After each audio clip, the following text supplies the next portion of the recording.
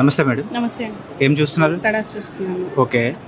నార్మల్గా ఎంత percent waste చేశారు? అంటే బయట 18% ఉంది. నేను ఆల్రెడీ చందనావి చూసి వచ్చాను. బట్ అంత నాకు వర్త్ అనిపించలేదు. ఇంక ఇది చూసి వచ్చాను అనమాట. బాగుంది, కలెక్షన్ యూనిక్గా ఉంది అండ్ వేస్టేజ్ కూడా రీజనబుల్గా ఉంది. బయట ఏ షాప్స్ చూసారు నార్మల్గా? చందన చూశాను, తర్వాత ఏమో మల్బార్ చూశాను. Okay. ఇంక థర్డ్ విజిట్ అనమాట. ఇక్కడ నచ్చాయి. ఇంక ఇది డిజైన్స్ పరంగా నచ్చింది.